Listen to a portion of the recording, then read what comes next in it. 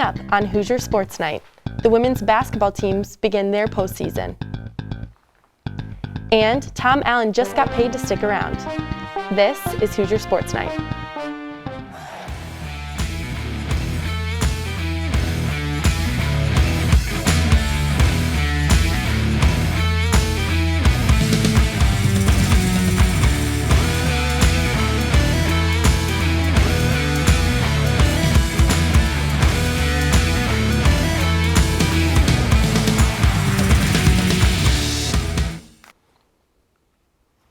Hello and welcome to Hoosier Sports Nite.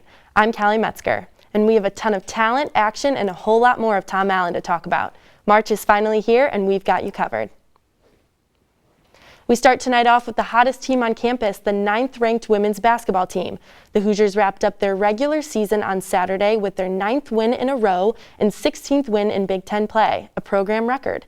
And their latest victim, rival Purdue, in the battle for the Barn Burner Trophy.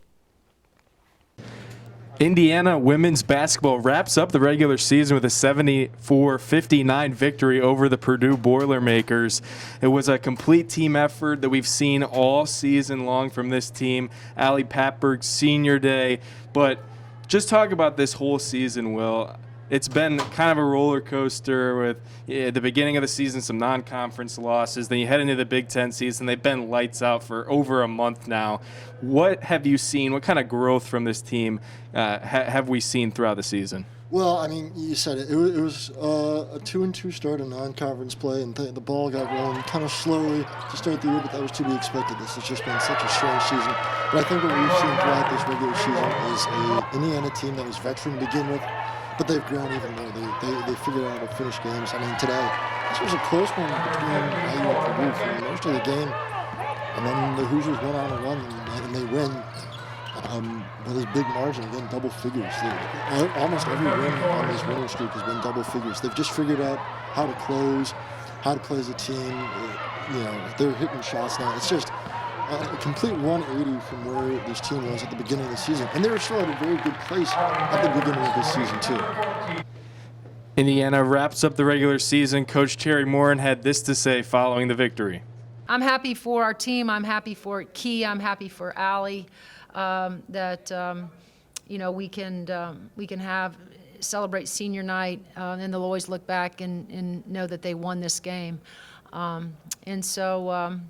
yeah, it was kind of a grind it out sort of day for us. But give Purdue credit for coming in and changing the way that they played just to see if something would stick against us. And I thought it did stifle us, but I also thought that we responded when we had to. Indiana women's basketball continues their journey for their first Big Ten championship, with the Big Ten tournament starting on Tuesday, and then their season will continue into the NCAA tournament. Will, what can the Indiana Hoosiers do to continue this historic season?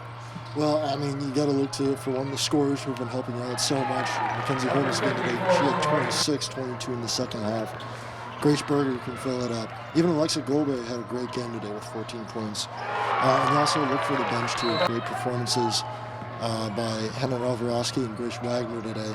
If you get the bench mob involved in the postseason to add on to the starters who have played so well, this is a really, really tough Indiana team to beat. A great way to finish off the season for Indiana. For IUSTV Sports, I'm Andrew Fish for Will Trubshaw. Indiana's first game in the Big Ten tournament is Thursday night at 6:30 at Bankers Life Fieldhouse in Indianapolis. Should the two-seeded Hoosiers defeat Michigan State, they would move on to their second straight Big Ten semifinals Friday afternoon, setting up a potential rematch with Maryland in the tournament final. After a 12-day pause in games, IU men's soccer got back in the field in Madison to take on Wisconsin for the second time this season. The Hoosiers bounced back from a defeat against Northwestern last time out with an emphatic 4-0 win. Brett Beebe opened the scoring for IU, flicking home a Spencer Glass corner at the front post. IU's leading scorer, Victor Becerra, turned provider, feeding Herbert Endele for the second before Beebe and Glass connected again from another corner. Freshman Joey Mayer wrapped up the game, scraping home a loose ball in the box for his first goal in the Cream and Crimson. IU moves to 3-1 on the season and next faces off against Michigan State on Monday for their season debut at Armstrong Stadium. Last weekend, the Hoosier men's basketball team traveled up to Mackey Arena and West Lafayette to take on the rival Purdue Boilermakers. Our own Anthony McLean is here to tell us how it went. Anthony? Thanks, Callie. Last Saturday, the Indiana Hoosiers lost their 9th game in a row against the Purdue Boilermakers by a score of 67-58. Indiana was led by Al Durham with 14 points, and Purdue was led by Sack Eddy with 20 points. The Hoosiers had no answer for Purdue inside the paint, as Eddy was getting anything he wanted. This loss marked the end of Indiana's regular season, and they now head into the Big Ten tournament as a 10 seed where they will face the 7-seeded Rutgers, who has already beaten IU twice this season. Trace Jackson-Davis, who was recently named to the All-Big Ten first team by the media and second team by the coaches, will be a key for Indiana if he can stop Rutgers down low. If the Hoosiers take down Rutgers, they will head on to the next round where they'll play the 2nd-seeded Illinois. Callie, back to you. Thanks, Anthony. The team begins to play in the Big Ten tournament this week, needing to win their way into the NCAA tournament. The number 24 ranked Indiana women's soccer team improved to a 3-2 record after a win against the Maryland Terrapins on Sunday.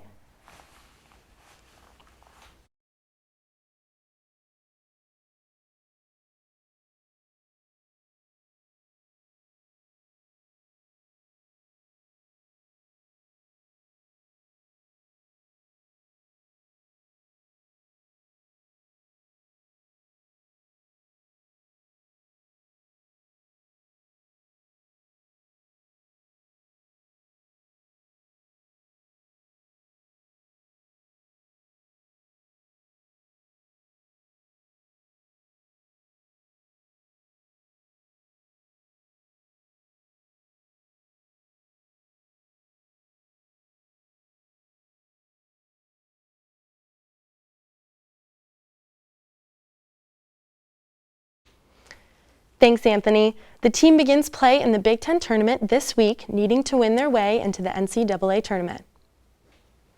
The number 24 ranked Indiana women's soccer team improved to a 3-2 record after a win against the Maryland Terrapins on Sunday. The Hoosiers look to bounce back after suffering a disappointing loss against Penn State. The team showed no signs of fatigue for their drew first blood early with a goal from freshman Jen Blitchcock. Another goal from sophomore Elena Kalin gave the Hoosiers the lead, but Maryland equalized with less than 10 minutes left in the second half. The game was set to head into overtime, but Blitchcock scored a second from a set piece to secure a much-needed IU victory. After they equalized, we knew we just had to keep pushing forward, and Olivia Voss, who served it in from the corner, she's so dangerous on those balls, so I knew if I could get just a touch on it, and it would be in the back of the net. So. Goalkeeper Bethany Copel also recorded another win, which moved her into the second on the IU women's soccer all-time wins list. The Hoosiers will look to build on their momentum against Illinois at home on Saturday. The game is set to kick off at 1 p.m. The baseball team had a successful first weekend of action after waiting nearly a year to return to the diamond. Last weekend, the Hoosiers went 3-1 in their 4 games and managed to keep their opponents at 2 or less runs in each game. Against Rutgers, Indiana had struggled to find an offensive rhythm in their first game. Their only score came from an RBI by outfielder Sam Marison in his first game for the Cream and Crimson. Despite some excellent relief pitching, the Scarlet Knight managed to give IU its only loss of the weekend with a score of 2-1. The narrative quickly changed in their second meeting. Despite Rutgers coming off of a 16-1 rout of Minnesota, they found little offensive against IU's McCade Brown on the mound. Brown faced 25 batters and struck out of 12 of them, leading IU to a 4-2 victory. IU's 2 games against the Golden Gophers was much more dominant for Jeff Mercer's squad. IU won both games convincingly, with the first of the 2 games being a lights-out pitching performance for Tommy Sommer. Sommer pitched 8 scoreless innings and left Minnesota no chance in a 5-2 win. The second matchup and IU's final of the weekend is where the bats truly came alive. 8 different Hoosiers recorded a hit, and one second baseman, Paul Totes, went yard in the first frame. There was no stoppage IU's barrage of offense.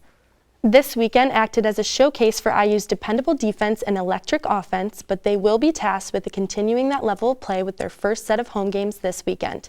Penn State will be in Bloomington over the weekend for a 4-game weekend series, with the first of the games beginning Friday at 1. This week it was announced that Indiana head football coach Tom Allen was given a raise by the school. Our own Stephen Walker has more. Stephen? Thanks, Callie. Well, there was huge news out of Bloomington this week as Indiana football head coach Tom Allen agreed to a new contract, a 7-year deal through the 2027 season that will pay him an average salary of $4.9 million per year, the school announced on Monday, March 7th. This new contract comes after a historic season in which IU landed their highest AP poll ranking in history, finishing 6-1 with wins over the likes of Penn State, Michigan State, and Michigan. The 2020 Big Ten Coach of the Year and American Football Coaches Association National Coach of the Year will make $4.3 million in the 2021 season. Allen's salary will increase by $200,000 throughout his contract, and he will continue to receive an extra year added to his contract for every bowl appearance the Hoosiers make. Hoosier fans have good reason to be excited for the future of the football program, as it will be led by one of the best college football coaches in the country for years to come. Callie, back to you. Thanks, Stephen. Tom Allen and his Hoosiers have already begun spring practice in preparation for the upcoming season this fall. IU Track and Field is sending 5 individuals and 1 relay team to the NCAA Indoor National Championships this weekend. The 2021 Big Ten champion Rickoy Braithwaite will be competing in the 60-meter dash alongside Maddie Pollard, competing in her second career indoor championships in the shot put. Another Big Ten champion, Nathan Stone, will make his first NCAA appearance in the pole vault. Ben Veach will compete in the 5,000-meter and Cooper Williams in the 800-meter. Wrapping it up, we have the men's distance medley relay heading into the championships seeded 11th. The NCAA National Championships will begin tonight through Saturday, so stay tuned for next week's show to hear how your Hoosiers finished. Following back-to-back losses in the state rival Purdue, the Indiana volleyball team returned home to Wilkinson Hall last weekend with 2 matches against the 1-9 Maryland Terrapins. Our very own Justin Berger has the story.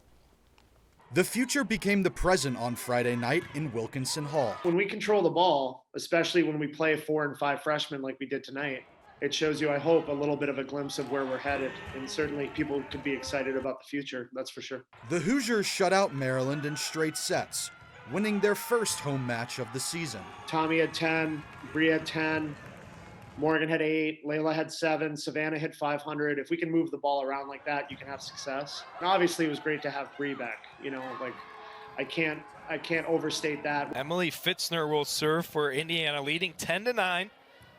And a nice low line drive and smashed on by Brianne Edwards. She's on fire. This is the first year where I just feel like everyone's totally bought in. You know, everyone cares, and especially the freshmen. There's not a single one that, you know, doesn't want to be here. Saturday night, the Hoosiers came back to Wilkinson Hall looking to sweep the weekend series, but were thwarted by their own errors and aggressive blocking from Maryland. Yeah, pretty self-explanatory tonight. I thought Maryland played really well. They blocked the ball great. We had 3, you know, our outside hitters hit 0, negative, and 0-7-1. I thought Brooks struggled. I think we didn't pass the ball great, and sometimes you just have a tough night. So congrats to Maryland. They blocked 16 balls. Tommy got blocked 9 times by hitting the same shot 8 or 9 times. And I don't want to blame the kids. I don't think it's about the kids. They're working really hard. They're playing really hard. I thought they were spirited. You know, you got to block, we got to dig, we got to hit. You're going to lose the match. That's the nature of the beast. Everyone at this level will beat you if you're not ready to go, and it's my job to get the team ready to go. Aird wasn't alone in taking responsibility for Saturday night's loss. The whole entire time I'm pointing the thumb because I'm the center that's supposed to be running the offense. And so I need to put them in better situations, because if I don't, then, you know, there's not a lot of things that they can do with the ball. They got blocked a lot tonight, and I put a lot of that on myself. So especially as a 5th-year senior, you know, All-American, all those things that I have to back myself up. I just have to be able to show up and be a lot better. Next up, the Hoosiers travel to Ann Arbor to take on the Wolverines in a doubleheader this weekend. For IUS TV Sports, I'm Justin Berger. The Hoosiers travel to Ann Arbor this weekend to face a Michigan team that has had 10 matches postponed this season and has not played since February 20th. The wrestling team competed in the Big Ten tournament last weekend in State College, Pennsylvania, and had 3 wrestlers qualify for the NCAA championships. DJ Washington finished the tournament in 6th place at 174 pounds. Graham Rooks won 2 matches in a row and finished 6th place at 149 pounds. And Caden Rooks earned a bid to the tournament with a 9th place finish at 141 pounds. All 3 wrestlers will be looking to earn All-American honors at the NCAA championships, which will be held in St. Louis, Missouri next week on March 18th. Earlier this week, the IU men's golf team traveled to Sea Island, Georgia to compete in the Spartan Collegiate. The Hoosiers played much better on Tuesday, improving by 5 strokes from Monday's first 2 rounds, coming in 9th place out of the 16 teams with a score of 1 over par. Freshman Clay Merchant finished in 9th place with a career-low score of 69 on Tuesday and finished the weekend at 3 under par. Junior Harry Reynolds finished in 23rd place, shooting 1 over par. Ethan Shepard finished tied for 30th, shooting 2 over par, while Mitch Davis and Drew Saylor finished 3 and 4 over par. The team tees off next week in the General Hacker Championship in Myrtle Beach, South Carolina. And that's our show for the week. Thanks so much for tuning in. Don't forget to like and follow our page IUSTV Sports on Instagram and follow us on Twitter at IUSTV Sports. For everyone you can't see in the studio and our production crew behind me making this all happen, I'm Callie Metzger, and we'll see you right here next week.